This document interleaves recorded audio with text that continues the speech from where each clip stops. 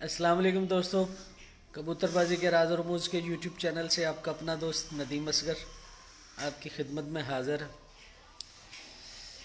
पहले सब दोस्तों के सलाम के जवाब दे लूँ क्योंकि शिकवे शुरू हो गए। जी अब्दुल माजिद साहब सलाम अलैकुम, राना वहीद साहिब सलाम अलैकुम, बाजवा साहिब सलाम अलैकुम, सदाम भट्टी साहिब सलाम अलैकुम, मून चीमा साहिब सलाम अलैकुम, अली भाई सारी बात बताओ। अली भाई पूछे। अब्दुल माजिद साहब सर जी क्या हाल है? शहरियार टीवी की आवाज़ कम कर दें। सर जी मैं ठीक ठाक माजिद साहब, आप सुनाए। अली अदर भाई सलाम नदीम भाई क्या हाल है? अली अदर भाई मैं ठीक ठाक। अली हंजरा साहब सदाम भट्टी साहब सलाम अलैकुम सर। भट्टी साहब क्या हाल है आपके? ठीक है। मोहन चीमा साहब क्या हाल है? चीमा साहब मैं ठीक हूँ। सरफराज अन साहब अस्सलाम वालेकुम सर कैसे आप? कभी आंसर भी दे दिया गया सरफराज भाई, मेरी कोशिश होती है कि आंसर दे दिया करूँ। बाज़ का व्हाट्सएप पे प्रॉब्लम हो जाती है, कुछ अपनी मसरूफियात और काम की मसरूफियात की वजह से। जी बाजवा साहब थैंक यू। मोहम्मद शुएब भाई डियर अस्सलाम वालेकुम। शुएब भाई वालेकुम अस्सलाम। आफ्ताब हुसैन साहब सलाम अलैकुम। वानी अरशद साहिब सलाम अलैकुम। मदन भाई सलाम अलैकुम। राना पोमी साहब माय लव। राना साहब की हाल है तोड़ा? साकिब शाह साहब सलाम अलैकुम। अली पूछ रहे हैं जी अगर कबूतर की एक साइड की बगल बड़ी और दूसरी साइड की छोटी हो तो फिर क्या तरीका है सही करने का? भाई मेरे जब कबूतर ही डिफ़ॉल्ट है तो उसे क्या काम लोगे? बगल पहली बड़ी छोटी है तो क्या काम लोगे उससे? बहरहाल बताता हूँ इस पर इंशाल्लाह। राना पम्मी साहब अस्सलाम वालेकुम। वीप.com हाँ जी राना साहब की हाल है? हुसनैन गुमन साहब हाँ जी अस्सलाम वालेकुम। मदन भाई नमस्ते सर जी अस्सलाम वालेकुम मदन भाई। मोहम्मद अमाद भाई अस्सलाम वालेकुम। वानी अरशाद साहब अस्सलाम वालेकुम उस्ताद जी क्या हाल है आपके? मैं ठीक ठाक। मोहम्मद अमाद साहब हाँ जी क्यों सर आंसर ए रही है नहीं समझ आई। शुएब भाई लकवे झोले के इलाज बता दें अभी टॉपिक स्टार्ट होने से पहले। भाईजान मैंने पिछली वीडियो में बताया था जो लकवे झोले का इलाज था मियाँ फैसल वाले इंटरव्यू से पहले। ठीक है राना पोमी साहब थैंक यू जी। हुसनैन गुमन साहब आज बहुत खुश लग रहे हैं। गुमन साहब खुश नहीं हूँ, बस ऐसे दोस्तों के जो सवालात आते हैं तो फिर मज़ा आता है। कासिम मुगल साहब सलाम अलैकुम सो मच थैंक्स जी। कोई बात नहीं वेलकम। सदाम भट्टी साहब जी सर अल्लाह का शुक्र, आप सुनाएं कैसे हैं? मैं ठीक ठाक, आप सुनाएं। अमर खान साहब सलाम। नदीम भाई वालेकुम सलाम। कमर जमान खोखर साहब सलाम अलैकुम। वालेकुम सलाम। सरफराज अहमद हंजरा साहब सलाम अलैकुम जी। कासम अली भाई सलाम अलैकुम। सरफराज अहमद हंजरा जी। शहरियार नदीम चौधरी इरफान साहब सलाम अलैकुम। राना पोमी साहब थैंक यू। पोमी साहब उत्ते की मैसेज किया सी आ गया जी बब्बर से। चलो बैठो इधर जी। आह जी सलाम अलैकुम। राजा साहब क्या हाल है आपके? ठीक है हाँ जी। अरसलान सती साहब सलाम अलैकुम। सती साहब क्या हाल है आपके? ठीक है। यान मलिक साहब आबिद मलिक साहब थैंक यू। मदन भाई थैंक यू। अच्छा दोस्तों आज जो टॉपिक रखा हुआ है बेसिकली कुछ दोस्तों की फरमाइशें भी थी और मेरे एक दोस्त भी हैं मियाँ वाले से, उन्होंने भी आज कहा था कि जो आज का टॉपिक है वो ब्रीडर जोड़ा लगाने के मुतालिक या जोड़ा लगाने के मुतालिक थोड़ा सा आगाह कीजिएगा इंशाल्लाह जी। आज का जो टॉपिक है इसी पे, इससे पहले दोस्तों के टॉपिक की तरफ आऊँ, काइंडली ज़रा वीडियो को फेसबुक पेजेस और ग्रुप के अंदर शेयर करें ताकि और दोस्त शामिल हो सके हमारी लाइव वीडियो के अंदर और जो न्यू कमर हैं उनका भी फ़ायदा हो सके। शेयर यार नहीं करो आप। इफ्तिखार भाई अस्सलाम वालेकुम। इफ्तिखार भाई कैसे हैं आप? ठीक हैं। तो दोस्तों ये टॉपिक है और इसके अलावा जो पिछली वीडियो है अगर किसी दोस्त का कोई सवाल है तो वो काइंडली पूछ ले। अभी एक लकवे झोले का भी बताता हूँ। सर जी आजकल कबूतर बहुत सुस्त हैं, कोई ट्रीटमेंट बताएं भाईजान। आज एक नया एक्सपेरिमेंट किया है, इंशाल्लाह कल की जो लाइव वीडियो होगी उसमें ज़रूर बताऊँगा। इसका बड़ी शानदार, मुझे तो अभी तक रिस्पांस जो मिला है वो बड़ा शानदार मिला है। इंशाल्लाह कल आप लोगों को भी लाजमी बताऊँगा। इरफान उल्लाह खान साहब अस्सलाम वालेकुम। आमिर खान साहब मियाँ वाली से जी। अमर भाई क्या हाल है? तो अमर भाई ने भी कहा था कि काइंडली ज़रा आज जो जोड़ा लगाने के मुतालिक भी बताएं। तो तो इसलिए ये टॉपिक रखा है, वरना मेरा आज टॉपिक कुछ और ही था। बहुत ज़्यादा दोस्त जो है ना वो इस तरफ मतलब कहते हैं कि जो जोड़ा लगाना है वो बताएं। बेसिकली जो मैं रूटीन में एक सेगमेंट शुरू किया हुआ है जिसमें कि कबूतर की पहचान और परख के मुतालिक बताया जाता है। तो बताने का मकसद ही ये है, जब आप अच्छे कबूतर की पहचान और परख के मुतालिक जान जाएंगे तो जोड़ा ऑटोमेटिकली अच्छा लगना शुरू हो जाएगा। जब सिलेक्शन हम अच्छी करते हैं तो रिजल्ट भी अच्छा ही आता है माशाल्लाह। जी वालेकुम सलाम इफ्तिखार भाई। जी नदीम भाई अल्लाह का शुक्र है, आप ठीक है? मैं ठीक। सतीश साहब आप सुनाए? मदन भाई very good thank you. Asmatullah Khan साहब अस्सलाम वालेकुम। असमत भाई, असद अब्बास साहब अस्सलाम वालेकुम। जी वालेकुम सलाम। रऊफ लाला साहब अस्सलाम वालेकुम। इरफानुल्लाह खान साहब, अहमद राव सलाम सर कैसे आप? मैं ठीक ठाक। अहमद भाई आप सुनाए? आसफ अली भाई, मादी के अंडों में बुत नहीं डलता। भाईजान मादी के अंडों में बुत नहीं डलता। अमूमन 99% ये होता है कि जो कबूतर होते हैं वो बुत नहीं डालते, तो मादी का रेयर चांसेस होते हैं। लेकिन कोशिश करें कबूतर की कबूतरी जो आप मादा बता रहे हैं उसके साथ कबूतर को बदल के देखें, इंशाल्लाह बुत ना डला तो फिर उसका कोई सोल्यूशन मैं बताऊंगा। जी थैंक यू सर। रऊफ लाला साहब वालेकुम सलाम। लाला साहब कैसे आप? ठीक हैं। काइंडली दोस्तों फेसबुक पेजेस और ग्रुप के अंदर शेयर कर दें ज़रा वीडियो को, ताकि और दोस्त शामिल हो सके। बड़ा शानदार टॉपिक आज रखा, सिर्फ इसलिए कि जो नए दोस्त हैं वो इस बारे में जान सकें, उन्हें भी पता चल सके।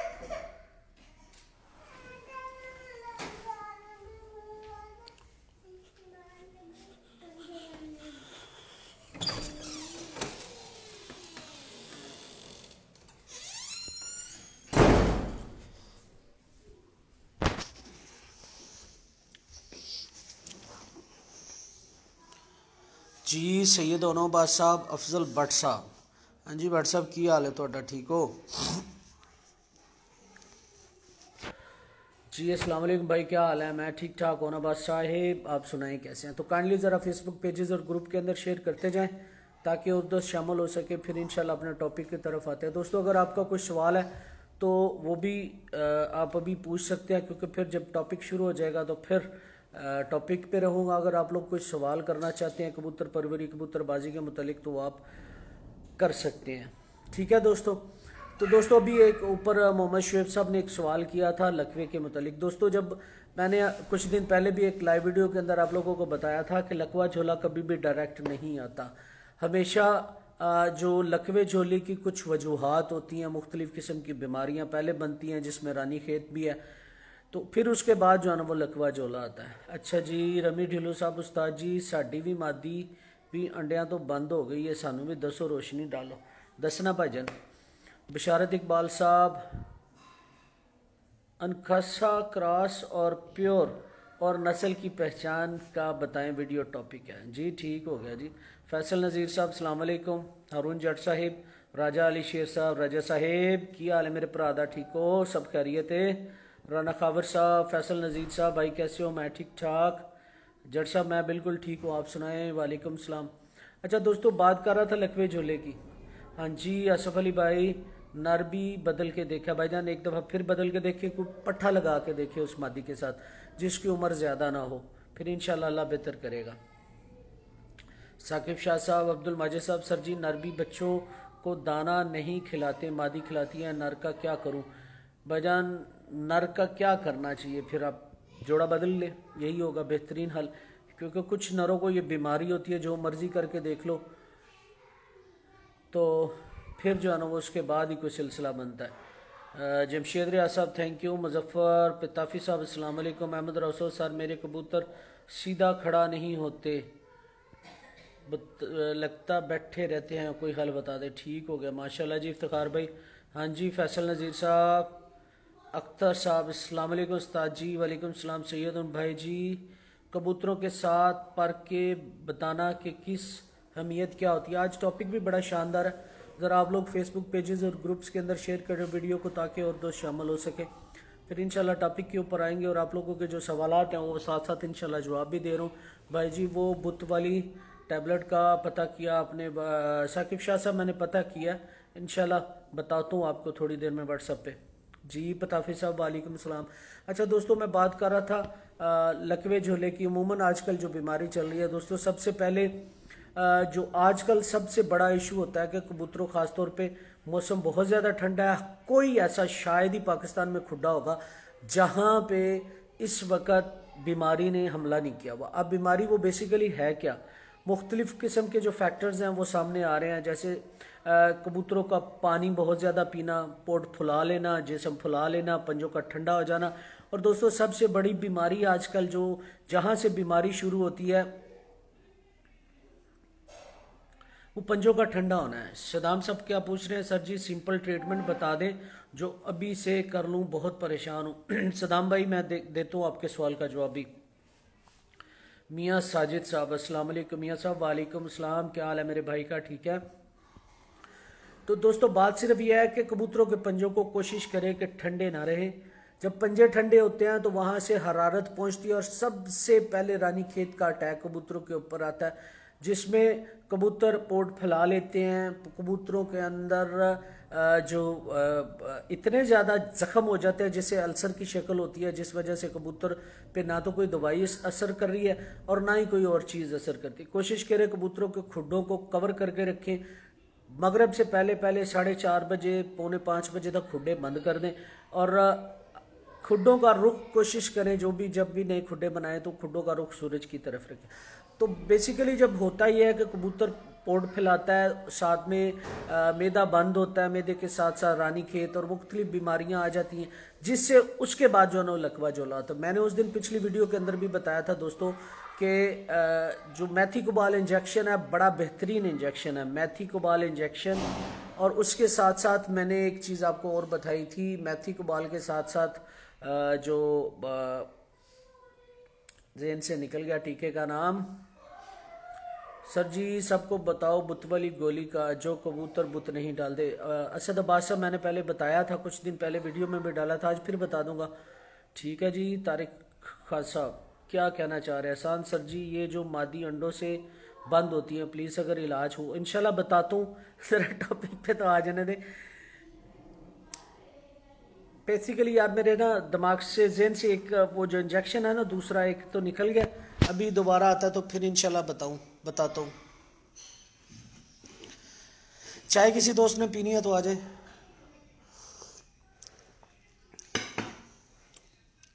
उसको कैल्शियम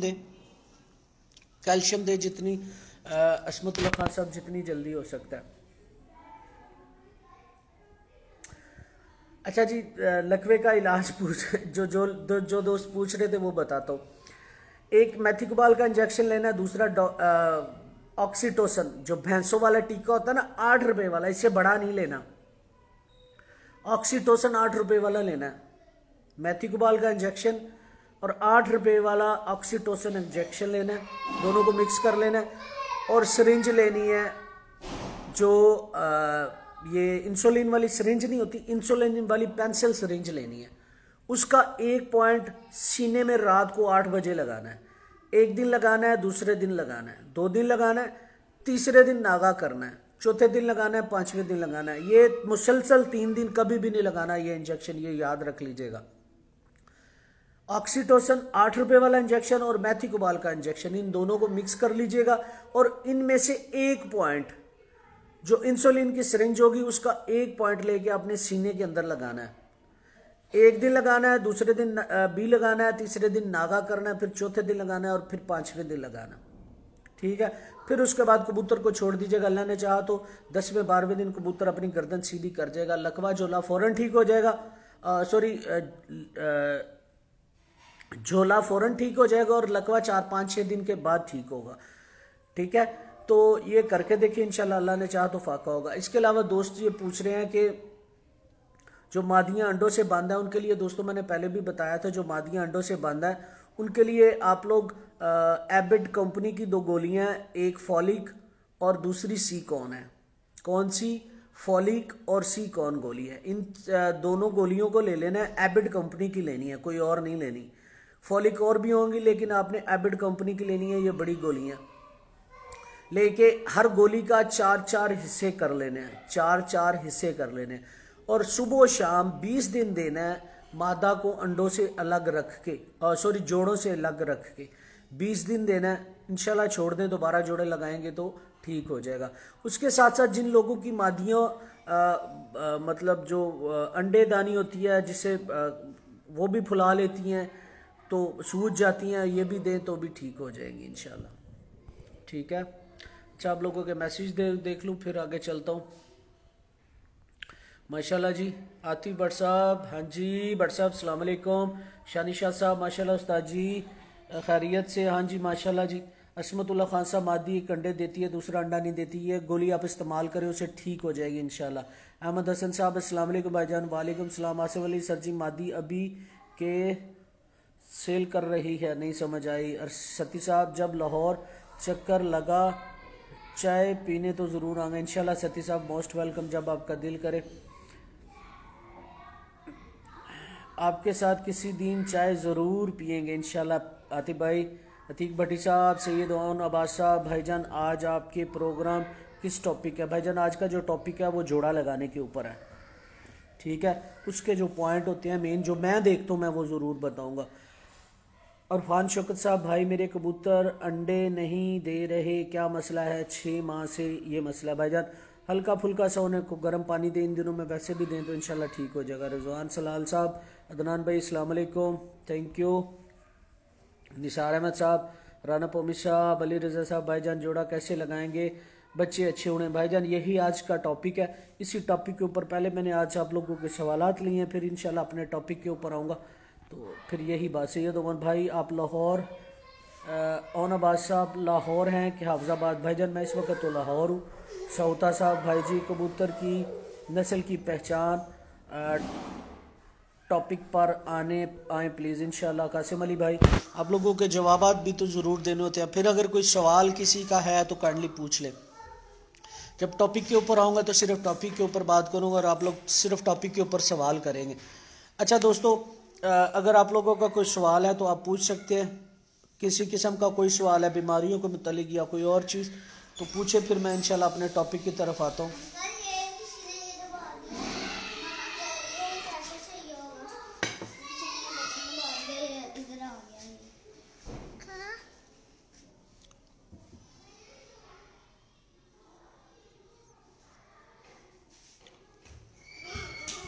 एक मिनट दोस्तों,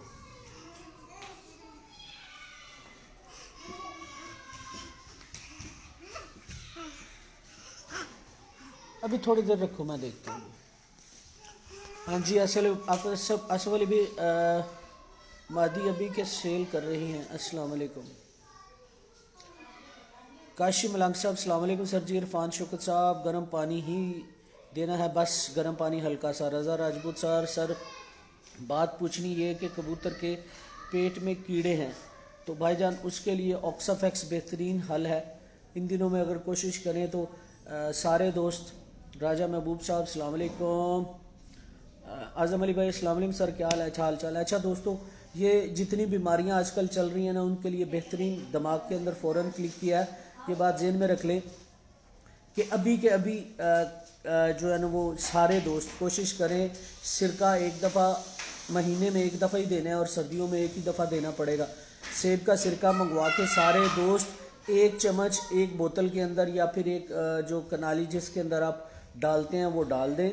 उससे होगा क्या, एक तो कबूतरों के जो कीड़े शीड़े हैं वो भी निकल जाएंगे और उसके अलावा मुख्तलिफ बीमारियों कबूतर साफ़ हो जाएंगे और मैदा भी क्लियर और अच्छा काम करना शुरू हो जाएगा। लाजमी करें, 1 चम्मच सेब का सिरका लेके एक जो बड़ी बोतल जिसमें पानी डालते हैं या फिर दोरी या कनाली जिसके अंदर भी आप पानी डालते हैं उसके अंदर 1 चम्मच डाल के कबूतरों को दाने के साथ दे दें। इंशाल्लाह कबूतरों की 95% बीमारियां ख़त्म हो जाएंगी, मैदा क्लियर हो जाएगा। 2 पोर्ट होती हैं, दोनों मैदे होते हैं जो साफ़ हो जाएंगे और इसके अलावा अंतड़ियों में भी फ़ायदा होगा।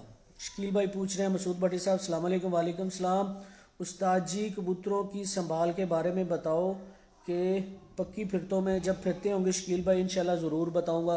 वसीम भवालपुरी साहब, सर उड़ान के लिहाज से कौन सी नस्ल बेस्ट है? भाईजान सारे कबूतर उड़ते हैं लेकिन उन्हें बनाने का तरीका आप लोगों को आना चाहिए। माजिद अली भाई, सर कबूतर कमज़ोर हो के झोला लग जाता है। भाईजान यही मैं ऊपर बता रहा हूँ, अभी कबूतरों को कोशिश करें कि एक दफ़ा साफ़ कर दें, सारे दोस्त ज़रूर करें। जी मोमी भरवाना साहब अस्सलाम वालेकुम। सर बात पूछनी यह है कि कबूतर के पेट में कीड़े हैं भाईजान, ऑक्साफैक्स एक ढक्कन इस्तेमाल करें एक बोतल में या फिर एक कनाली में तो इंशाल्लाह फाका होगा। हाँ जी ऑक्साफैक्स सिरप बिल्कुल, लेकिन डायरेक्ट नहीं देना ऑक्साफैक्स, उसे पानी में दीजिएगा। असद अब्बास साहब सर जी लकवे झोले वाले इंजेक्शन की मिकदार बता दे भाईजान। मैंने बताया कि दोनों इंजेक्शन को मिक्स कर लेना है और उसमें से एक पॉइंट जो इंसुलिन वाली सिरिंज होती है ना उसके ऊपर 10 पॉइंट बने होते हैं, तो एक पॉइंट जो इंसुलिन की सिरिंज है उसका एक पॉइंट आपने लगाना है। ये पहले दिन, दूसरे दिन, फिर तीसरे दिन नागा और चौथे पांचवें दिन लगाना है। जी थैंक यू, वालेकुम सलाम। अहमद हसन भाई जी पुराने शोकड़े का इलाज बता दो भाईजान। मैंने जो उस दिन बताया था आप लोगों को, फ्लेजिन का जो इंजेक्शन है, जिन कबूतरों को पुराना शोकड़ा नहीं होता वो बेसिकली कबूतरों को टीबी हो चुकी होती है। जो फ्लेजिल का इंजेक्शन है वो 5-5 सीसी कबूतर को साफ करके 5-5 सीसी दे तो अल्लाह ने चाहा तो अफाका होगा। भाई कबूतर कमज़ोर हो रहे हैं, शोकड़ा हो रहा है भाईजान, कबूतरों को साफ करें, चाहे ऑक्साफेक्स से कर ले, चाहे जो है ये सेब का सिरका इसके साथ इस्तेमाल कर लें, ज़रूर करें साफ। हर दोस्त इन दिनों में, दोस्तों जो मेरी बात सुन रहे हैं ना इस वक्त, जो मेरे साथ लाइव वीडियो में मौजूद है या मेरी बाद में वीडियो देखें, इन दिनों में कबूतर, जो दोस्त कबूतर साफ नहीं करता उसके कबूतरों को बीमारी आनी ही होती है। चाहे कोई बड़ा उस्ताद है या छोटा उस्ताद है, जो भी है, जो भी कबूतर परवर है, कबूतरबाज है, इन दिनों में जो कबूतरों को साफ नहीं करेगा कबूतर बीमार होंगे। ये पूरा एक महीना जो चल रहा है दिसंबर और जनवरी मिड तक, ये लाजमी एक दफ़ा कबूतरों को साफ करें और कोशिश करें कि कबूतरों को साफ आप लोगों ने जो सेब का सिरका है उससे करना। उसके अलावा ऑक्साफैक्स से भी कोशिश करें ना करें। इन दिनों में सिर्फ और सिर्फ सेब के सिरके का 1 चम्मच एक दिन इस्तेमाल करना है दाने के साथ, सुबह रख दीजिएगा, शाम तक पड़ा रहे, कुछ नहीं होगा कबूतरों को। एक सेब का सिरके का चम्मच इस्तेमाल करें, बहुत सारी बीमारियों से जान छूट जाएगी। महाराज जी अस्सलाम वालेकुम, महाराज साहब। माजिद अली भाई अस्सलाम वालेकुम। आज़म अली भाई सर गोल्डन और फिरोजपुरी का क्रॉस रहेगा, अच्छा रहेगा। इश्तियाक अली भाई, रज़ा राजपूत साहब एंड सर जोड़ा लगाने के लिए कबूतर मेल फीमेल फॉर कैसे होने चाहिए भाईजान, यही टॉपिक है आज। वसीम भावलपुरी सर मेल बुत नहीं डाल रहा भाईजान, जो कबूतर प्रोविडॉन की गोली जो है ना वो इस्तेमाल करें 20 दिन नीम गर्म गोरे दूध के साथ, 20 दिन जोड़ों से तोड़ के, जो मादियाँ अंडों से बंद है, जो गोली मैंने बताई है जोड़ों से तोड़ के देनी है। जो कबूतरों की गोली बता रहा हूँ बुध के लिए, कबूतरों को जोड़ों से तोड़ के देनी है प्रेविनॉन की गोली, और उसके साथ साथ एवियन का जो कैप्सूल होता है या गोली होती है, जो कुछ कैप्सूल मिलते हैं कुछ जगह पे गोली भी मिलेगी, तो वो एक सुबह देनी है एवियन की, और रात को प्रेविनॉन का कैप्सूल रात 8 बजे दे, और साथ में 10 सीसी नीम गर्म दूध दे। महाराज भाई नीले नर को अगर जाक मादा लगा दें ठीक रहेगी भाई। मोमी बरवाना साहब वेलकम जी। फौजी शफाक साहब अस्सलाम वालेकुम जी। रऊफ लाला हाफजाबाद बहुत अच्छी चाय मिलती है। रऊफ लाला जी पता है मैनू हाफजाबादियां दी चाह, क्या बात है।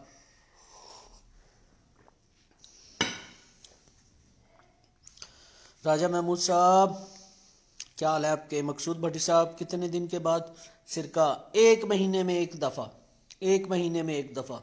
रमन बाबा इस्लाम भाई जान क्या हाल है रमन भाई। मोहम्मद अब्बास साहिब, आकिब अली भाई ठंडा पानी की वजह भी बता दें। ठंडा पानी अब कौन देगा आकिब भाई इन दिनों में। जमशेद इकबाल साहब कौन सा सिरका, सेब का सिरका, सेब का सिरका, सेब का सिरका, सेब का सिरका, बार बार बता रहा हूँ। इन दिनों में सेब का सिरका हर कोई कबूतर परवर कबूतरबाज जो है वो लाजमी दे, सेब का सिरका लाजमी दे, कबूतर साफ हो जाएंगे, बहुत सारी बीमारियों से जान छूट जाएगी। रज़ा राजपूत साहब सिंपल बता दें प्लीज़, फर्स्ट टाइम आया हूँ आपके साथ लाइव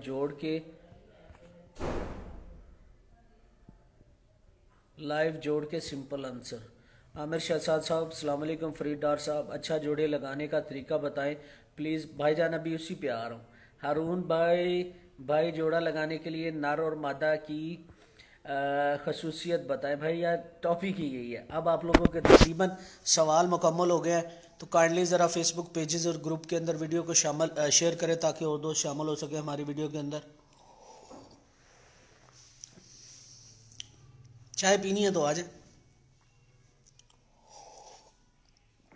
रमन आ जाओ।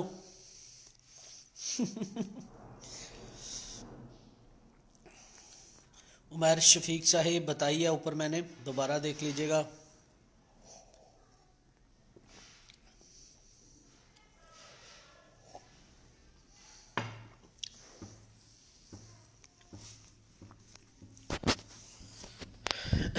अंडों के लिए गोली मैंने सीकॉन और फोलिक बताई है, चौथा चौथा हिस्सा सुबह शाम देना है। अच्छा जी, काशिफ डिल्लू साहब, बल्ले डिल्लू साहब की हाल है, फरीद डार साहब, और जो मादी अंडे नहीं दे रही वो भी बताएं। फरीद डार साहब बताइए ऊपर यार। सीकॉन और फोलिक गोलियां दो लेनी है, चौथा चौथा हिस्सा 20 दिन देना है। 1 लीटर में कितना डालना है? 1 चम्मच खाने का, 1 चम्मच सेब का सिरका डालना है। रजा राजपूत साहब थैंक यू सो मच। जोड़ों के कब बताएंगे? विला मुंडा साहब क्या हाल है जी। फौजी अशफाक साहब क्वांटिटी भी बता दे सर, कितना देना है? भाईजान पानी जो कबूतरों को दाने के लिए साथ डालते हैं ना, उसमें 1 चम्मच सेब का सिरका डाल दें बस। आ जाए। अच्छा दोस्तों, अब मैं आता हूँ अपने टॉपिक की तरफ। आज टॉपिक है कि जो जोड़ा लगाया जाता है, अब अगर किसी का जवाब ना मिल सके तो बुरा नहीं महसूस करना, ठीक है? क्योंकि मैं अब आने लगूँ अपने टॉपिक की तरफ। जब तक टॉपिक मुकम्मल नहीं होगा तब तक फिर मैं आपके सवालात के जवाब नहीं दूंगा, बाद में ले लूँगा। मोहम्मद अब्दुल्ला साहब अस्सलाम वालेकुम। राजा महबूब साहब वेलकम। औरंगज़ेब साहेब की हाल है उस्ताद जी? औरंगज़ेब भाई मैं ठीक हूँ, बिल्कुल बिल्कुल रमन भाई। अच्छा दोस्तों, सबसे पहले काशिफ ढिल्लू साहब जी भाई क्या हाल है? ठीक है, 1 मिनट दोस्तों।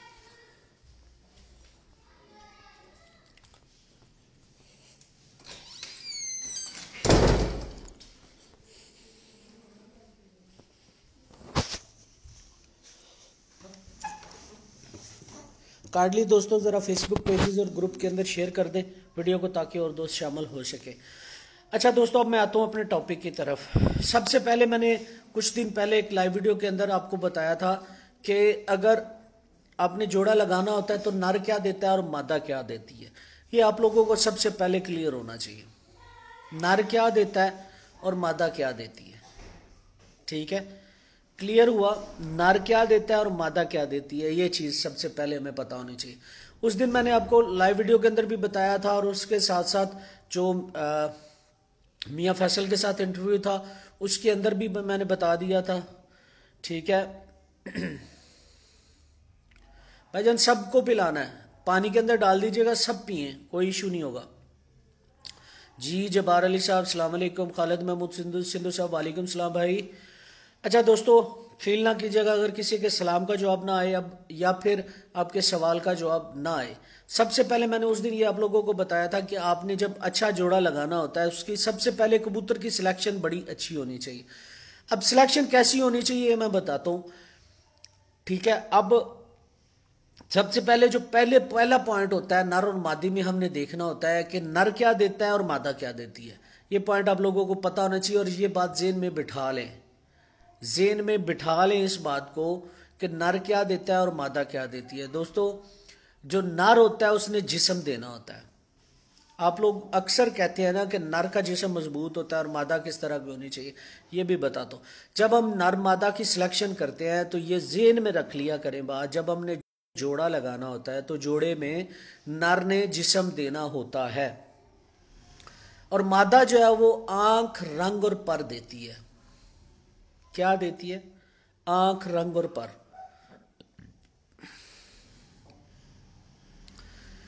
अक्सर दोस्त ये पूछते हैं कि सर हम रिंगों वाले कबूतर कैसे बनाएं? रिंगों वाली मादा जोड़ों में लगाएं तो जितने मर्जी कबूतर के रिंग हैं या नहीं हैं, बच्चों के अंदर रिंग शानदार आएंगे। अच्छे पर की मादा लगाएं, बच्चों के पर अच्छे बनेंगे। अब अच्छे पर क्या होते हैं अभी बताता हूं। इसके बाद अब पर चूंच से लेके पंजों तक जितने भी पर होंगे वो मादा से बच्चे को जाएंगे। जितने भी पर होंगे, बड़े पर, बगल होगी, दुम हो गई, या फिर छोटी परी होती है जो पूरे जिस्म के अंदर ऊपर होती है पिजन के, वो सारे के सारे मादा जैसे होते हैं। अपने घरों में जाके देख लीजिएगा। अक्सर दोस्त फिर आगे से ये जवाब देते हैं तो कुछ बाप पे भी चले जाते हैं। आंख, रंग और पर मादा देती है, जिस्म सिर्फ नर ने देना होता है। अब बात क्या है, अब देखते हैं, गौर करके मेरी बात पे ना जरा गौर कीजिएगा। नर बड़े जिस्म का हो, उसके साथ बड़े जिस्म की मादा लगा दो, बच्चे मां बाप से बड़े बनेंगे, बड़े वजूद के बनेंगे। फिर रिपीट करने लगूं, जब आप लोगों ने अच्छा ब्रीडर पेयर लगाना होता है तो इन चीजों का ख्याल करना है आपने। अगर बड़े वजूद का नर होगा, बड़े वजूद की मादा लगाएंगे तो बच्चे बेढंगे बनेंगे, अच्छे। फिर रिपीट कर रहा हूं इस बात को, फिर रिपीट कर रहा हूं इस बात को, बड़ी इंपॉर्टेंट बात है। काइंडली दोस्तों फेसबुक पेजेस और ग्रुप के अंदर शेयर करते जाएं वीडियो को, कि मैं फिर बताने लगूं कि बड़े वजूद का नर बड़े वजूद की मादा के साथ लगाओ तो बेढंगे बच्चे पैदा होते हैं। नर दरमियाने वजूद का हमेशा, जितने भी चैंपियन कबूतर, मैंने आप लोगों को पता है कि मुख्तलिफ छतों पे जाके शौक भी करवाता, जितने भी मैंने चैंपियन कबूतर देखे हैं बहुत बड़े नहीं थे। जितने भी चैंपियन कबूतर मैंने आज तक देखे हैं वो दरमियाने वजूद के थे, दरमियानी हड्डी के होते हैं। बड़े वजूद के कबूतर नहीं होते, दरमियानी हड्डी के होते हैं, बहुत बड़ी हड्डी के कबूतर नहीं होते। अब ये बात क्यों बता रहा हूं, इसलिए बता रहा हूं कि नर की जो सिलेक्शन है, नर की जो सिलेक्शन है, फिर रिपीट करने लगो, नर की जो सिलेक्शन है, अगर बड़ा अमूमन नर बड़े होते हैं दोस्तों के पास, बड़े नर की आप सिलेक्शन करने लगे हैं तो मादा उससे छोटे वजूद की और थोड़ी सी छोटी हड्डी की लगानी है। रिपीट कर रहा हूं, छोटी हड्डी की लगानी है, छोटी मादा लगानी है। तो होगा क्या कि बच्चे दरमियाने वजूद के बनेंगे। और उसके बाद अब बात करते हैं परों की और आंख की। अब जो पर हैं, मैं हमेशा पर आप लोगों को बात करता हूं कि जो चैंपियन कबूतर जहां भी हुए हैं, जो चैंपियन कबूतर जहां भी हुए हैं, बाद में सबब करूंगा अपनी इन सब बातों को। जो चैंपियन कबूतर जहां भी हुए हैं, चाहे वो दुबई में है, चाहे वो पाकिस्तान में है, दुनिया के किसी खित्ते में है, हाई फ्लायर जो गर्म मौसम में उड़ने वाले कबूतर हैं, उनके बाहर वाले जो पर हैं 99% बाहर की तरफ जाते हैं। 1% ये होता है कि थोड़े से खामदार या दूसरे कहीं कबूतर अच्छी ब्लड लाइन की वजह से सामने आ जाए तो आ जाए, लेकिन जो अच्छा ब्रीडर कबूतर होता है, अच्छा परवाजी कबूतर जो होता है, और जो चैंपियन कबूतर होते हैं, उनके पर मेन जो 10 पर होते हैं वो बाहर की तरफ जा रहे होते हैं। रजा भाई, मैं सब दोस्तों के जवाबात बाद में दूंगा, पहले मुझे जरा टॉपिक कंप्लीट कर लेने दें। बाहर की तरफ जाने वाले पर अच्छे होते हैं, ठीक है। उसके बाद बगल, बड़ी बगल की मादा लाजमी होनी चाहिए, मादा की बगल लाजमी बड़ी होनी चाहिए। फिर रिपीट कर रहा हूं, मादा की बगल हमेशा जो जोड़ों में आप लोगों ने लगानी है वो बड़ी होनी चाहिए। छोटी बगल की मादा कभी भी नहीं लगानी चाहिए। तीसरा पॉइंट मैंने अभी आपको बताया, सिलेक्शन नर और मादा की बताई है। अगर नर बड़े वजूद का तो छोटे वजूद की मादा लगानी है। अगर बड़े वजूद के नर के साथ बड़े वजूद की मादा लगा दोगे तो बेढंगे बच्चे पैदा होंगे। पहला पॉइंट मैंने बताया था, पर सीधे और बाहर की तरफ जाते हुए, बाहर की तरफ उनका रुख हो, और बगल बड़ी होनी चाहिए और रुख जिस्म की तरफ होना चाहिए। तीसरा पॉइंट, जिस पे कोई कंप्रोमाइज नहीं किया जा सकता।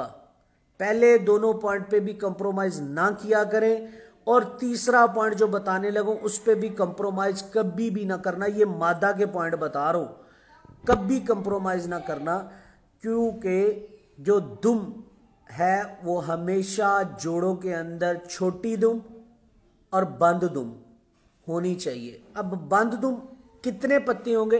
1.5 पत्ता नजर आए आप लोगों को, और मादा कभी भी दुम को ना खोलें। अब मेरा एक जाती तजर्बा है, ये मैं आपको अपना ज़ाती तजर्बा और प्रैक्टिकल बता रहा हूँ कि मैंने एक मादा के ऊपर 3 साल लगाए, अपने मेन ब्रीडर नर उसके साथ लगा के चेक किया कि कहीं ना कहीं जो है ना वो ये खामी निकलती है कि नहीं। मैंने अपने 4-5 नर लगाए एक मादा के साथ। एक नर में मैं, मेरा ज़ाती प्रैक्टिकल है, एक नर मैंने लगाया, मादा की बच्चों की दुम मैंने बंद कर दी। एक मादा की दुम खुली थी, उसके साथ मैंने 3 साल मेहनत की। एक नर के साथ सिर्फ दुम बंद हुई बच्चों की, लेकिन उसके बच्चों को जब दोबारा मैं जोड़ों के अंदर लेके आया तो दुम खुल गई। ये बात जेन में रख लें, दुम खुली का नर मादा कोशिश करें, नरों में थोड़ा बहुत कंट्रोल हो जाता है, ज़्यादा नहीं होता। मादा की दुम 110% बंद हो, 1.5 पत्ता दुम से ना कम हो ना ज़्यादा हो, छोटी दुम होनी चाहिए, ठीक है। उसके बाद जो हम अब आ जाते हैं आँख की तरफ। अब हम जोड़ा लगाने का मकसद क्या है, जो हमने सिलेक्शन की और जोड़ा लगाने का हमारा मकसद क्या है। अब अमूमन ये कहते हैं कुछ दोस्त कि हमने ये जोड़ा लगाया उड़ने वाले कबूतर बनाने के लिए। मुझे तो ये समझ नहीं आई आज तक, ये जो उड़ने वाले हैं और ये जो जोड़ों वाले हैं, इनमें फ़र्क क्या होता है। तो वैसे भी कुछ दोस्त कहते हैं हमेशा अच्छा ब्रीडर कबूतर, अच्छा प्रवासी कबूतर ही होता है। जो चैंपियन कबूतर मैंने देखे हैं मुख्तलिफ छतों के ऊपर, उनके अंदर सारी की सारी क्वालिटीज़ और जो खूबियाँ हैं वो ब्रीडर कबूतरों वाली ही होती हैं। मैंने जहाँ पे देखा, मेरे साथ अगर कोई दोस्त इख्तलाफ करना चाहता है तो कर ले, मुझे इस बात से कोई इतराज़ नहीं। मैंने जहाँ पे भी चैंपियन कबूतर देखा है जिन्होंने पाकिस्तान में जेठ के अंदर अच्छी परफॉर्मेंस दी है, उनके अंदर जो क्वालिटीज़ होती हैं वो ब्रीडर कबूतर वाली होती हैं। ये बात जेन में रख लीजिएगा। जब हम जोड़ा लगाते हैं ये क्लियर कट जेन में रख लें कि हमने इनके बच्चे जोड़ों में भी डालने हैं और उड़ाने भी हैं। अगर हम ये जेन बना के जोड़ा लगाएंगे, अब होता क्या है, कुछ दोस्त कहते हैं कि हमने ये उड़ने के लिए जोड़ा लगाया। उनमें उड़ने के लिए जोड़ा इसलिए कहते हैं कि उन कबूतरों के अंदर कुछ खामियां मौजूद होती हैं। अगर आप लोगों ने इतनी मेहनत करनी है, इतनी मेहनत करने के बाद कुछ 4-5-6 महीने अच्छा दाना डालना है, हर चीज़ कबूतर की प्रॉपर तरीके से तैयारी करनी है, तो एंड पे जाके बच्चा ना उड़े तो आपकी मेहनत रायगा जाएगी। तो कोशिश करें, जो पॉइंट आप लोगों को बता रहा हूँ उस हिसाब से जोड़ा लगाया करें ताकि वो आपके जोड़ों में भी काम करे और उसके साथ साथ परवाज में भी काम करे। अब बात करते हैं आंख की। याद रख लें दोस्तों, ये पॉइंट जो मैं बता रहा हूं लिख लीजिएगा, जहां मर्जी जाकर तजर्बा करके देखिएगा। और कुछ दोस्तों ने तजर्बा भी किया होगा, कबूतर की आंख के अंदर जिसके अंदर चमक नहीं होती वो जोड़ों के लायक कबूतर होता ही नहीं है। अब अक्सर दोस्त ये कहते हैं कि जो आंख की चमक है वो बनाएं कैसे। पहले मैंने जब ये पॉइंट अपना टॉपिक शुरू किया तो उसमें मैंने ये बताया कि नर देता है जिस्म, मादा देती है आंख, रंग और पर। मादा की आंख के अंदर 110% चमक होनी चाहिए। 1.5 पत्ता बताता हूं, हकनवाज खान साहब बताता हूं, दोबारा बताता हूं। अब बात करो मैं आंख की। आंख के अंदर चमक का होना 110% लाजिम है। अब ये चमक आएगी कैसे, बेस बनेगी कैसे। कबूतर वाहिद परिंदा ऐसा है कि जो जिसकी आंख हर रंग के अंदर होगी। अब आपने सिलेक्शन कैसे करनी है कि इस कबूतर की आंख के अंदर चमक बहुत ज्यादा। आप लोगों से मैं सवाल करता हूं, सफेद जमीन या आवड़ जमीन के अलावा नीली पीली मुख्तलिफ रंगों की जो जमीन है उनमें कभी चमक देखी है आप लोगों ने? कभी नहीं देखेंगे। अगर आप लोगों ने कबूतर की आंख के अंदर चमक बनानी है तो सबसे पहले कबूतरी की 110% नो कंप्रोमाइज इस पॉइंट के ऊपर भी, नो कंप्रोमाइज इस पॉइंट के ऊपर भी कि कबूतरी की जमीन ऑफ वाइट या फिर सफेद होना लाजिम है। अगर ऑफ वाइट या सफेद नहीं होगी तो कबूतर की अंदर आंख के अंदर चमक नहीं आएगी। फिर उसके बाद अगर ये मादा की तरफ देख रहे हैं तो कोशिश करें नर की आंख के अंदर भी इतनी ज्यादा चमक हो। अगर नर और मादा दोनों की आंख के अंदर चमक होगी तो बच्चे बहुत अच्छा वर्क करेंगे। उसके बाद हर कबूतर की आंख के अंदर रिंग होते हैं। सारे दोस्त कहते हैं 5 रिंग होते हैं, मैं कहता हूं 7 रिंग होते हैं। अब जिस दिन भी घर से लाइव आया या किसी दोस्त की छत से लाइव आया तो आपको 7 रिंग बताऊंगा कौन से होते हैं। 5 रिंग नहीं होते कबूतर की आंख के अंदर, कबूतर की आंख के अंदर 7 रिंग होते हैं। अच्छा ब्रीडर कबूतर 7 रिंगों का मालिक होता है, 5 रिंग नहीं होते। मेरा खुला चैलेंज है, जब कहेंगे जहां कहेंगे ये बात बता दूंगा और साबित भी कर दूंगा। अच्छे ब्रीडर कबूतर की आंख के अंदर 7 रिंग मौजूद होते हैं, 5 नहीं होते। अब जिन कबूतरों की आंखों के अंदर 7 रिंग है और जिन कबूतरों की आंखों के अंदर 5 रिंग है तो परफेक्ट रिंग किस में होंगे? जिन कबूतरों की आंखों के अंदर 7 रिंग मौजूद होंगे। कौन से 7 रिंग है इंशाल्लाह बहुत जल्दी इसके ऊपर वीडियो दूंगा। दूसरा पॉइंट बात कर रहा हूं आंख की। आंख के अंदर ग्रीसीपन होना 110% लाजिम है। खुश्क आंख कभी भी जोड़ों के अंदर मत लगाएं। आप गौर करके देखें, कुछ दोस्त जब मैं ये बात कर तो कुछ दोस्त ये कहते हैं कि हर कबूतर की आंख के अंदर तरी होती है। हर कबूतर की आंख के अंदर ग्रीसीपन नहीं होता। लिक्विड महलूल किस्म का आंख के अंदर मौजूद होगा। अब इसका क्या फैक्टर है फिर किसी दिन बताऊंगा। आंख के अंदर ग्रीसीपन होना बहुत जरूरी है, ठीक है। ये आंख के पॉइंट बताए। अब आते हैं पलक के ऊपर।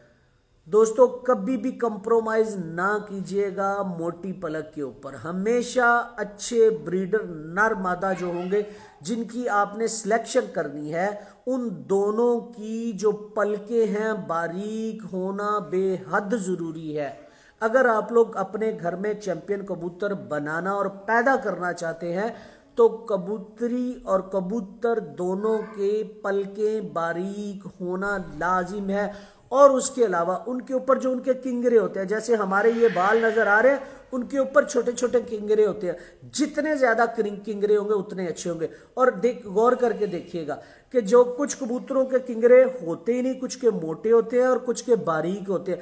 जो बारीक किंगरों के मालिक होंगे वो आम कबूतरों से ज्यादा परवाज करेंगे, 2 से 3 घंटे का फर्क डालेंगे। उसके बाद बात करते हैं आंख के झुकाव की। आंख का झुकाव चूंच की तरफ होना चाहिए। आंख बाहर की तरफ क्यों होनी चाहिए?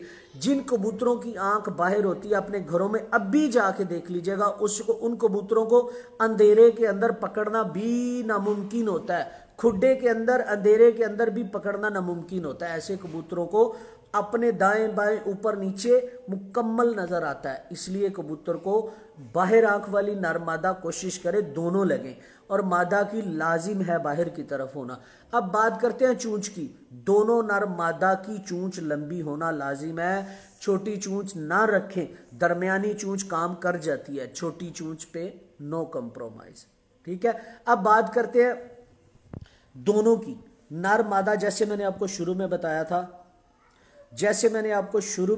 था कि नर और मादा का वजूद, अगर नर 20% है, फर्ज कर ले नर 20 है और मादा 18 लगाएं साथ वजूद के हिसाब से, क्योंकि मैंने आपको शुरू में बताया कि जो नर है वो जिस्म देता है और मादा नो कंप्रोमाइज। खुला चैलेंज मेरा इस बात पे भी, मादा हमेशा आंख रंग और पर देती है। अब इस पे ना कुछ दोस्त ये कहते हैं कि भाई मेरा मादा का ये रंग है और रंग चला गया कबूतर के ऊपर, तो भाई जरा मादी का पिछला शजरा भी तो निकाल के देखो। जिस नस्ल का अगर नर है तो उसी नस्ल की मादा साथ लगाएंगे तो रंग नर पे जाएगा। ये तो फितरी सा अमल है। इसलिए आंख रंग और पर मादा देती है, हमेशा मादा की सिलेक्शन करें। और 110% हड्डी जो है ना वो कोशिश किया करें, हड्डी जोड़ों के अंदर हड्डी कोशिश किया करें कश्ती नुमा हो, इसके ऊपर कोई कंप्रोमाइज नहीं। अब बात करते हैं जोड़ की। जोड़ का काम सिर्फ जोड़ना होता है, लेकिन असल जोड़ जो होता है वो आज आपको बताता हूं। हड्डी और जोड़ के दरमियान जो फासला होता है असल जोड़ वो होता है। हड्डी और जोड़ के दरमियान जो फासला होता है वो जो पीछे 2 ऐसी हड्डियां होती हैं वो जोड़ नहीं होता। हड्डी और जोड़ के दरमियान जो फासला होता है वो जोड़ होता है। जितना कम होगा, पीछे से जोड़ खुला है, 4-4 उंगलियां में अंदर जा रही है ना, पीछे से जोड़ खुला है तो फैक्ट नहीं करेगा, लेकिन उसमें फासला कम से कम होना चाहिए। ठीक है दोस्तों। अब आ जाए परों के ऊपर। बड़े पर जो है उनके ऊपर छोटी परियों का फैक्टर जोड़ा लगाते हुए हमेशा बड़ी परियों वाले नर मादा, परियों की बात कर रहा हूं, बड़ी परियों वाले नर मादा जोड़ों के अंदर लगाएं। अब बात मैंने की कबूतर का जो पहले 10 पर है वो बाहर की तरफ जाने चाहिए। इसी तरह उनकी जो तीली है वो बारीक होनी चाहिए, उनके अंदर चमक लाजिम होनी चाहिए। अब आप लोगों के कबूतर अक्सर आप ये कहते हो कि भाई इसके माँ बाप बहुत अच्छा उड़े हुए हैं या फिर नर अच्छा उड़ा हुआ है, आगे उसके बच्चे नहीं जो है ना वो अच्छे निकले, सारे पर पुर्जे उसके अंदर कंप्लीट है। तो फर्क कहां पड़ता है भाइयों? अगर पेपर बारीक है, हमेशा अच्छा उस्ताद ये बताता है कि कबूतर का पेपर बारीक होना चाहिए, लेकिन साथ में ये नहीं बताता कि तीली भी बारीक होनी चाहिए। पेपर सख्त बारीक है तो तीली भी बारीक होनी चाहिए, और तीली के अंदर 110% नो कॉम्प्रोमाइज पॉइंट, जितना बारीक पेपर होगा उतनी बारीक तीली लीजिएगा तो अच्छा कबूतर उड़ेगा। ठीक है। इसी तरह जो परियां होंगी उनका भी यही हिसाब होता है। कोशिश करें कि बारीक पेपर वाला कबूतर जोड़ों में लगाएं और उसके बाद तेज हड्डी का कबूतर जोड़ों में लगाएं। उसके बाद जो आंख है दोनों की नर मादा की चमकदार होनी चाहिए, ग्रीसीपन उनमें होना चाहिए, रिंग। अब दोस्तों हम लोग कुछ कहते हैं और कुछ असातिज़ा कराम और अंग्रेज कुछ कहते हैं, कुछ असातिज़ा कराम ये भी कहते हैं कि आंख के अंदर जो है ना वो अकल भी पाई जाती है। भाईजान उस आंख के अंदर अकल पाई जाती है, हर कबूतर की आंख के अंदर अकल नहीं पाई जाती। उस कबूतर की आंख के अंदर अकल पाई जाती है जिसके अंदर चमक ज्यादा होगी और बाहर निकली होगी और उसके अंदर ग्रीसीपन होगा, उस आंख में अकल ज्यादा होगी। क्यों?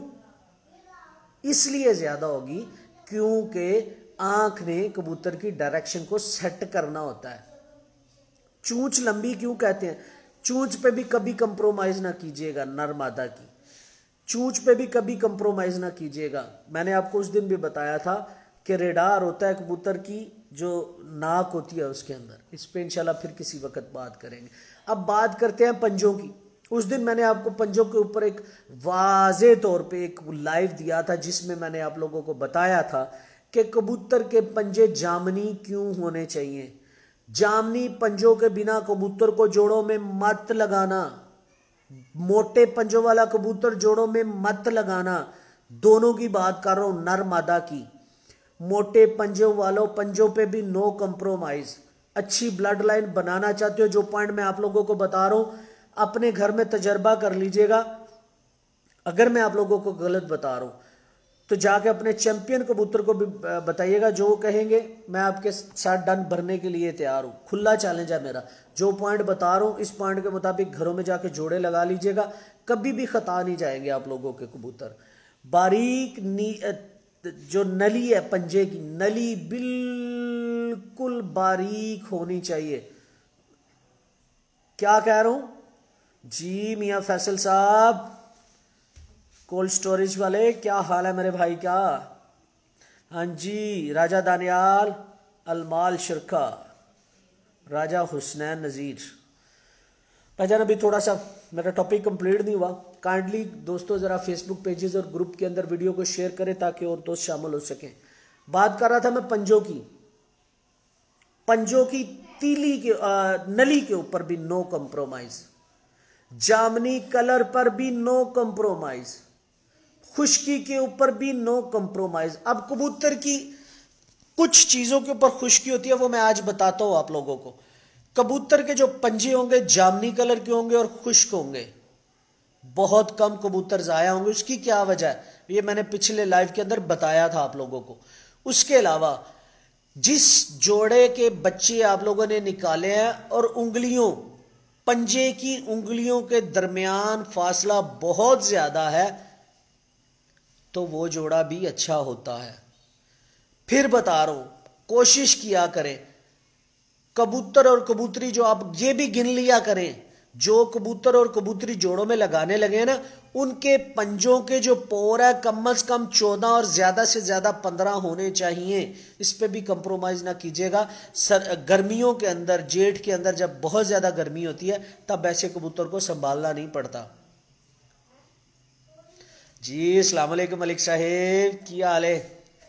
ठीक है, तो जामनी कलर पे भी कंप्रोमाइज नहीं, नली के ऊपर भी कंप्रोमाइज नहीं, ये बात ज़हन में रख लीजिएगा। हड्डी पे भी कोशिश किया करें कंप्रोमाइज ना हो। तेज हड्डी के कबूतर जोड़ों में लगाएं। इसके ऊपर मैं अलग-अलग टॉपिक जो लाइव कर रहा हूं उसमें अलग-अलग टॉपिक वाइज आप लोगों को बता रहा हूं। फिर एक दफा सम अप करूंगा मैं चीजें कुछ। पर कबूतर के सीधे और बाहर की तरफ जाने चाहिए। पर कबूतर के, फिर रिपीट कर रहा हूं, मैंने जो पॉइंट आप लोगों को आज अच्छा जोड़ा लगाने के लिए बताया उस पर रिपीट करने लगूं। फिर आप लोगों के सवालात की तरफ आऊंगा, जो आप लोग पूछना चाहेंगे आपके सवालात के जवाबात भी दूंगा। फिर रिपीट करने लगूं। दोस्तों, नर अगर लंबा है तो छोटी मादा लगानी है। लंबे नर के साथ लंबी मादा, बड़े नर के साथ बड़ी मादा नहीं लगानी। बड़ी वजूद के हिसाब से कह रहा हूं, उम्र के हिसाब से नहीं कह रहा। बड़े नर के साथ जिसका वजूद बड़ा है तो बच्चे ऑटोमेटिकली बड़े वजूद के निकलेंगे, तो जो बेढंगे और काम नहीं आएंगे। बड़े नर अगर बड़े नर के अलावा आपके पास पिजन नहीं है तो फिर साथ बता रहा हूं छोटी मादा लगाइएगा। ठीक है, परों पे नो कॉम्प्रोमाइज, बिल्कुल बाहर की तरफ जाते हुए पर लगाइएगा, सीधे पर लगाइएगा। उनके ऊपर जो परियां, परियों का खास क्या, जितनी इंपॉर्टेंस बड़े 10 परों की होती है उतनी ही इंपॉर्टेंस जो परियां होती हैं उनकी भी होती है। इसी तरह बगल बड़ी लगाया करें, कभी भी कंप्रोमाइज ना कीजिएगा बगलों के ऊपर। जो 3, 4, 5, 6 पॉइंट बताने लगूं, इन पॉइंट्स के ऊपर कभी भी कंप्रोमाइज ना कीजिएगा। ये बात याद रख लीजिएगा। जब भी कंप्रोमाइज किया तो ब्रीड आप खराब कर बैठेंगे। ब्रीड भाईजान, मैं आप लोगों के सवालात के जवाब देता हूं, प्लीज बुरा ना मानिएगा बाद में। ठीक है, कंप्रोमाइज ना कीजिएगा बगल के ऊपर। बड़ी बगल लगानी है, मादा छोटी बगल की मादा अगर लगाएंगे तो कभी भी आप लोग अच्छे ब्रीडर कबूतर नहीं पैदा कर सकेंगे, जो मर्जी कर लें। ठीक है, और बकायदा रुख ऐसी होना चाहिए, बगल का रुख ऐसे ना हो। ये देख ले, ये देख रहे, ये मेरा हाथ देख रहे हैं। कुछ कबूतरों की बगलें ऐसी होती हैं, ये ऐसी नहीं होनी चाहिए, जिस्म की तरफ जाती हुई बगलें होनी चाहिए। ठीक है, उसके बाद दुम की मैंने बात की थी। दुम बंद, 1.5 पत्ता दुम। कबूतर को हाथ में पकड़ा है तो कबूतर की दुम 1.5 पत्ता हो, और कबूतर दुम ना खोले हाथ में पकड़े हुए, दुम ना खोले हाथ में पकड़े हुए, नो कॉम्प्रोमाइज। इस पे भी बात की थी। कबूतर की चमकदार आंख, जिस कबूतर की चमकदार आंख नहीं है उसको भी जोड़ों में ना लगाया करें। कबूतर और कबूतरी की आंख के अंदर चमक होना बेहद जरूरी है। और चमक सफेद, जो कबूतर की चमकदार आंख है वो कैसे बनती है? जिन कबूतरों की जमीनें सफेद और ऑफ वाइट होंगी उन्हीं कबूतरों की आंखों के अंदर चमक होगी। जिन कबूतरों की जमीनें नीली और किसी और कलर में है उनमें चमक नहीं होगी। 110%। कोई मेरे से इख्तलाफ करता है तो करता रहे। उसके अंदर ग्रीसीपन होना बेहद जरूरी है। नर और मादा की चूंचे लंबी होनी बेहद जरूरी है, हड्डी तेज होनी बेहद जरूरी है। उसके बाद जोड़ के मुतालिक बताया और साथ साथ आपको पंजों के मुतालिक भी बताया। इसके ऊपर ये सिलेक्शन किया करें। इसके अलावा कबूतरों को जोड़ों के अंदर नहीं लगाया करें। हर कबूतर जोड़ों वाला नहीं होता। जिन कबूतरों में ये खसलतें, ये क्वालिटीज पाई जाती होंगी वही कबूतर जोड़ों वाला होगा। जिन कबूतरों में ये खसलतें नहीं पाई जाती होंगी वो कबूतर कभी भी जोड़ों वाला नहीं होगा। उनको जोड़ों में लगा के देखिएगा, जब भी टेम्परेचर ज्यादा होगा वो डिफॉल्ट करेंगे, नुकसान करेंगे आपका भी और अपना भी। ठीक है दोस्तों, अब आ जाए आप लोगों के सवालात की तरफ। अगर किसी को कोई समझ नहीं आई तो वो सवाल दोबारा कर सकता है। मैं 10 मिनट आपका वेट करता हूँ। अगर आप लोग कोई सवाल करना चाहते हो तब भी कर ले। ऊपर जो सवाल चलेंगे उनके बाद में जवाब दे सकता हूँ, लेकिन अगर अभी जो जवाब आएंगे, उनके सवाल आएंगे, फौरन जवाब दूंगा। बदर हुसैन चट्टा साहब, उस्ताद जी, जोड़े का एक बच्चा बहुत अच्छा रिजल्ट देता है और दूसरा भाग जाता है। भाईजान जोड़ा अनबैलेंस लगा हुआ है। जो चीज़ें बदर भाई मैंने बताई हैं जाके अपने जोड़े में देखिएगा, ये चीज़ें नहीं होंगी। अनबैलेंस जोड़ा लगा हुआ है, बैलेंस करके लगाएं इंशाल्लाह, ठीक होगा जी। यूसुफ जई साहब थैंक यू। हाँ जी दोस्तों, अगर आप लोगों का कोई सवाल है तो वो पूछ ले। नकाश भट्ट साहेब, भट्ट साहब की हाल है मेरे भरा दा। हाँ जी दोस्तों, अगर किसी दोस्त ने कोई सवाल पूछना है तो पूछ ले जी। रिजवान भाई, असगर साहब अस्सलाम वालेकुम। वालेकुम सलाम। मलक नायतुल्ला साहब, अमजद अली भाई, वाइट आंखों और पीली आंखों का जोड़ा लगाना चाहिए भाईजान, क्या करते हो यार। सौता साहब भाई जी, मुझे नहीं समझ आई सौता साहब क्या कहना चाह रहे हैं आप। हामदी शाह साहब, एक जोड़े से कितने बच्चे लेने चाहिए भाईजान। जोड़ा लगाएं असोज के अंदर, यानी कि आप अक्टूबर में जोड़ा लगाएं। अक्टूबर, नवंबर, दिसंबर, जनवरी, फरवरी, मार्च तक बच्चे लें जितने ले सकते हैं, उसके बाद जोड़ा तोड़ दे जी। शौका खान साहब क्या हाल है। मोहम्मद अमार भाई अस्सलाम वालेकुम। वालेकुम सलाम।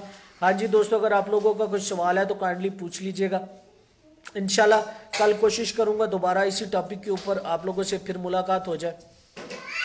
और इसके अलावा दोस्तों, मैंने जो जिस पेज से इस वक्त लाइव हूँ, काइंडली उसे लाइक भी कर लीजिएगा। AB रिजवान साहब वालेकुम सलाम, उसे लाइक भी कर लीजिएगा ताकि आइंदा आपको हर आने वाली नई वीडियो मिल सके। मोहम्मद बरवाना साहब, कबूतर की आंख से नस्ल का पहचान कैसे होती है भाईजान।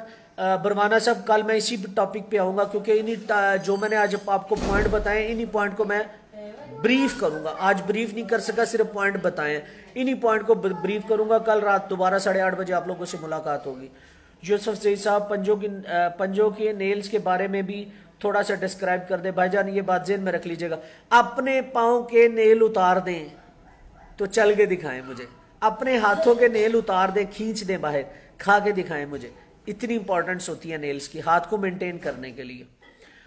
मुजफ्फर पताफी साहब, पट्टी वालों में भी सेम साइन एंड सिम्टम्स होनी चाहिए। बिल्कुल भाई, यही होनी चाहिए, लेकिन उनमें थोड़ा सा बगल का फ़र्क होता है, बाकी यही होनी चाहिए। बदर हुसैन साहब, शुक्रिया उस्ताद जी, शुक्रिया उस्ताद जी, थैंक यू जी। रज़ा राजपूत साहब, मेल की हड्डी छोटी हो तो नस्ल पर आंख सब कंप्लीट हो। भाईजान एक बात ज़हन में रख लीजिएगा, हड्डी किसने देनी होती है। जिस्म, पूरा जिस्म, जो मैंने आपको पहले बताया, जब मैंने जोड़ा लगाना बताया ना, तो उसमें सबसे पहला पॉइंट ये बताया, कबूतर जिस्म देता है, जिस्म में हड्डी आती है। छोटी हड्डी का कबूतर लगाएंगे तो बच्चे छोटी हड्डी के बनेंगे, ये बात ज़हन में रख लीजिएगा। दरमियानी हड्डी का कबूतर लगाया करें, दरमियानी हड्डी के कबूतर ही चैंपियन होते हैं। साजिद हुसैन साहब वालेकुम सलाम। इमरान खान साहब, परवाजी कबूतर की निशानी बताओ उस्ताद जी। इमरान खान साहब, जो मैंने निशानियां बताई हैं परवाजी कबूतरों की ही हैं। जोड़ों वाला, अच्छा जोड़ों वाला ही अच्छा परवाजी कबूतर होता है, माने या ना कोई माने। मियाँ साजिद साहब थैंक यू। शखावत खान साहब थैंक यू। साजिद SMS साहब अस्सलाम वालेकुम जनाब। वालेकुम सलाम। खान जेबी खान साहब थैंक यू जी। हाय जेदी, मुझे ज़्यादा कब्ज़ रहती है। व्हाट्सएप पर आना, मैं बताऊंगा इलाज। हसन मलिक साहब, मादी के पर कैसे होने चाहिए जोड़ों वाले भाईजान, जैसे मैंने बताए हैं वैसे ही होनी चाहिए। टोनी शाह साहब, 10 पर भाई बड़ा होना चाहिए। नहीं भाई, नामा पर बड़ा होना चाहिए। मलिक इरफान साहब क्या हाल है जनाब। इरफान भाई क्या हाल है। इमरान हुसैन भाई, सौता साहब, एक तो वाइट आंख बताई और दूसरी कौन सी थी, ऑफ वाइट। वहीद ज़ेब भाई, तेज़ हड्डी किस तरह की होती है, कश्ती नुमा हड्डी तेज़ होती है। हक नवाज खान साहब, 1.5 पत्ता दुम का ज़रा समझाइएगा। हक नवाज भाई, कबूतर को हाथ में पकड़े तो कबूतर की दुम का 1.5 पत्ता नज़र आए, ज़्यादा नज़र ना आए, न कम नज़र आए, 1.5 पत्ता नज़र आना चाहिए। अली खान साहब वालेकुम सलाम। तारिक महमूद मुगल साहब, पलक बारीक का फंक्शन बता दे। तारिक भाई, जिस कबूतरों की पलकें मोटी होंगी और बारीक पलक वाले दोनों उड़ रहे होंगे ना, तो जिसकी बारीक हो वो कम से कम 2 घंटे बाद में बैठेगा। हमीद मुस्तफ़ा साहब अस्सलाम वालेकुम। वालेकुम सलाम। इमरान हुसैन साहब थैंक यू। कबूतर परवर सर, आपकी बातें ठीक है, लेकिन लंबी चूंच में रेडार है तो क्या अल्लाह ने छोटी चूंच में रेडार नहीं भाई लगाया, लेकिन रेडार छोटा। लॉजिक नहीं आपकी बात में भाई, बाकी रेडार वाली बात ठीक है। मेरी जान कबूतर परवर साहब, रेडार चूंच लंबी होगी तो रेडार लंबा होगा, ज्यादा काम करेगा। चूंच छोटी होगी तो रेडार छोटा आता चला जाएगा। मेरी जान, ये लॉजिक वाली बात नहीं, ये अकल वाली बात है, सिंपल सी बात है। इमरान हुसैन साहब थैंक यू। शखावत खान साहब थैंक यू। अमर खान साहब बहुत बहुत शुक्रिया। नदीम भाई वेलकम। इमरान हुसैन साहब, एजाब अली भाई, भाई बाप और बेटी का जोड़ा कभी नहीं लगाना चाहिए। जमशेद जावेद साहब थैंक यू। शगावत खान साहब, अली हैदर भाई very nice thank you. Mohsin Ali भाई थैंक यू। हारून भाई, जोड़ों को कैसे दाना डालना चाहिए? गंदा मकई और चने के अलावा जोड़ों को कुछ नहीं डालना चाहिए। मोमी बरवाना साहब बहुत शुक्रिया भाई, वेलकम। अब्बास मट्टू उस्ताद जी के कबूतर जोड़ा ढोलना चाहिए, नहीं समझ आए। जमानुल्लाह हक टोनी शाह साहब भाई 10 पर बड़ा होना चाहिए, नामा पर बड़ा होना चाहिए, 110% कोशिश किया करें। हमदी शाह साहब जोड़ा लगाने के लिए नर और मादा के परों के मुतालिक बताएं। भाईजान बता दिया ऊपर। मुर्तज़ा भाई, अमर गोंदल साहब थैंक यू जी। रजा राजपूत साहब जी sir thank you. Imran Khan साहब, प्रवासी कबूतर का कौन सी निशानी है? भाईजान बताया जो एक जैसी होते हैं। जिशान चौधरी साहब, नर को मनक्का दिया है फिर भी वो जोड़ा नहीं लग रहा। भाईजान उसे एक दफ़ा वाश करके दें फिर ठीक हो जाएगा। वाश अब धोना नहीं है उसे डीवॉर्म करके दें। मुजफ्फर पताफी साहब, बगल कैसी होनी चाहिए पट्टी वालों की? भाईजान वो तो छोटी होती है अमूमन। कबूतर परवर थैंक यू जी। गुलफाम अशरफ साहब जी थैंक यू। कल किस टॉपिक पे आएंगे? इसी टॉपिक को आगे लेके चलेंगे इंशाल्लाह। तारिक बारीक पलक का फंक्शन इंशाल्लाह बताता हूँ। नहराज भाई, नर नीले कमगर को होते हैं तो जाग लगा सकते हैं भाईजान। मुबारक अलबुशी अस्सलाम वालेकुम। वालेकुम अस्सलाम वरहमतुल्लाहि वबरकातुहू। Mubarak Albushi, how are you? Mohammad Arfan साहब थैंक यू जी। अली खान साहब जी भाई कैसे हैं? मैं ठीक ठाक। जहूर अंसारी सर बोस की आंख वाले कबूतर कैसे होते? अच्छे होते हैं भाई। तारिक महमूद मुगल साहब थैंक यू जी। सोहेल सावल साहब अस्सलाम वालेकुम। वालेकुम साहब। नदीम अहमद साहब, तारिक महमूद मुगल साहब थैंक यू जी। शुएब हसन भाई, क्यों लोगों को बेवकूफ़ बना रहे हैं? शुएब भाई दिल कर रहा है आप ना बनो। फजीश फाक साहब, जिनके लास्ट 3 पर बराबर हो वो भी अच्छे होते हैं, अच्छी परवाज देते हैं। फारूक भुट्टा साहब कैसे हो, कहाँ हो? रास्ते में हो अभी? आप खैरियत से हैं? माशाल्लाह जी बिल्कुल ठीक। काशिफ रशीद साहब, तस्लीम हुसैन साहब सलाम भाईजान क्या हाल है? तस्लीम साउथ अफ्रीका से जी मैं ठीक हूँ, आप सुनाएं कैसे? आजम खान साहब अस्सलाम वालेकुम। उमर मलिक साहब वालेकुम। मुजफ्फर पताफी, हड्डी कितनी होनी चाहिए? कम से कम 4.5 उंगली होनी चाहिए। बिलाल अहमद भाई, शबान साहब क्या हाल है आपके? टोनी शाह साहब भाई, मैंने 10 पर बड़े वाले ब्रीडर कबूतर देखे, अच्छे होते हैं लेकिन उनका फंक्शन और होता है। सर जी कौन सी हड्डी के कबूतर अच्छे होते हैं? दिलनवाज सर, बहन भाई का जोड़ा नहीं लगा सकते। बदर हुसैन चट्टा साहब, कबूतर पलक के पत्ते कहाँ के लिए और हड्डाना फिर नहीं समझ आ रही। हरदी साहब, आगा जी, कबूतर परवर साहब, प्यारे भाई अल्लाह की बनाई हुई चीज़ में परफेक्शन है। अब बड़ा रेडार और छोटा रेडार ये इंसानी फिलासफी ना मेरा भाई, इंसानी फिलासफी कहीं से नहीं आती, जो अल्लाह ताला बताता है वही होती है। तारिक महमूद सर दाने में बाजरा नहीं शामिल करना चाहिए, नहीं करना चाहिए जोड़ों वालों के लिए। मावर अल्हम्दुलिल्लाह मैं ठीक हूँ अल्हम्दुलिल्लाह। कैफा आलू का मारिक अलबुशी। समीर अली कैसे हो? सर जी मैं ठीक हूँ। वालेकुम सलाम। साकिब जट साहिब, आगा जी सर एक ही जोड़े की ब्रीड को कैसे मेंटेन रखना चाहिए? बड़ी दफ़ा मैंने इस पे वजाहत की है और कबूतरबाजी के राज और मूज का जो इसके ऊपर लिंक दिया हुआ ना, वहाँ पे जाके क्लिक कीजिएगा। एक नर और एक मादा दोनों की मैंने नस्ल बनाना बताई हुई है। मोहम्मद शुएब से, दुम के नीचे जो पत्ते होने वो अच्छे होने चाहिए। हम उर्दू थोड़ा थोड़ा जानता है माशाल्लाह जी माशाल्लाह। मारिक अलबुशी साहब थैंक यू जी, वेलकम। मुजफ्फर पताफी साहब थैंक यू। अच्छा दोस्तों, अब दीजिएगा इजाज़त जाने से पहले कि जिन दोस्तों ने अभी तक मेरा यूट्यूब चैनल कबूतरबाजी के राज और मूज सब्सक्राइब नहीं किया हुआ वो सब्सक्राइब कर लें, बेल के आइकन को प्रेस करें ताकि आपको हर नई आने वाली वीडियो मिलती रहे। इसी लाइव वीडियो के ऊपर मैंने उसका लिंक भी दिया हुआ है, काइंडली उसको भी सब्सक्राइब कर लीजिएगा। और जिन दोस्तों ने अभी तक इस पेज को लाइक नहीं किया वो लाइक कर ले ताकि आइंदा से आपको हर नई आने वाली वीडियो मिलती रहे। कल दोस्तों एक नए टॉपिक, लेकिन जोड़ा कैसे लगाया जाता है इसी से रिलेटेड कल दोबारा 8:30 बजे रात को दोबारा मुलाकात होगी। तब तक दीजिएगा इजाज़त। फीमान अल्लाह, अल्लाह हाफिज़।